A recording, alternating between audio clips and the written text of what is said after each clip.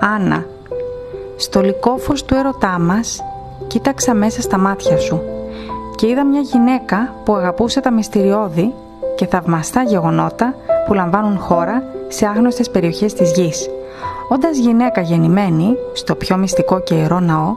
χωρίς τις περισπάσεις των ανθρώπων που είναι κατάρα για τους εραστές στις πιο βαθιές περιοχές της νύχτας και που εξημερώνει τα άγρια θηρία των παιδιάδων με τη χρυσή καρδιά της και που αγάπησε τους φεγγαρόφωτους κήπους των πιο μύχιων επιθυμιών της ανθρωπότητας,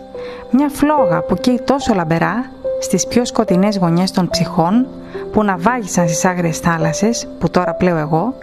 για πάντα παρούσα στην καρδιά μου, κάνοντάς με να τρέμω από έκσταση μόνο στη σκέψη να σε αγαπώ με ταπεινότητα και χάρη, γνωρίζοντας ότι είμαι εξαιρετικά προνομιούχος που είμαι μαζί σου αυτή την ώρα της ανάγκης μου, ενώ η αγάπη θα μας χαρίσει ένα μέρος στην ουράνια αίθουσα του παλατιού της αιωνιότητας, για να λατρεύω για πάντα την ομορφιά σου με οδές χαράς και αρμονίας, καθώς θα γελάμε και τραγουδούμε σαν ένας και όχι δύο. Μήπως δεν είσαι εσύ φωτιά που φώτισε το δρόμο μου σε αυτό το μαύρο κόσμο, κάνοντάς με να δω με νέα όραση, κρατημένη μόνο για όσους έχουν δει μια φευγαλαία όψη του ουρανού,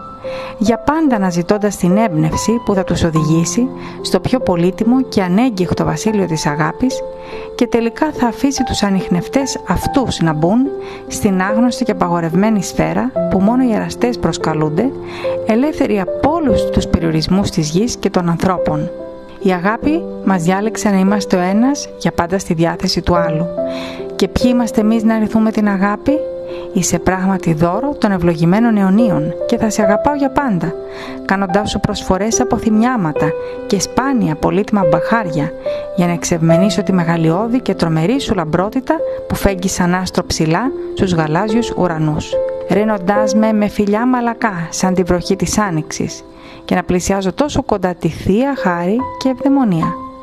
Γιατί σε πράγματι μορφή της αγάπης, ντυμένη σαν θνητή γυναίκα, νεαρή και εγωιτευτική, πηδώντας σαν γαζέλα που κυνηγά την αιώνια ευτυχία, κάνοντάς με να ουρλιάζω πεάνες χαράς για το γλυκό και ερωτικό σου χορό, στις ιερές κάμαρες της λαγνίας που τα κυριεύει όλα,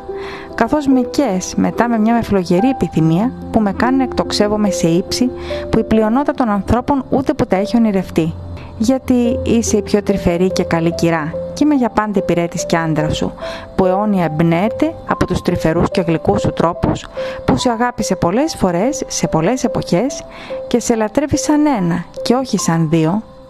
Δόξα και τιμή στα αρχαία όνειρα.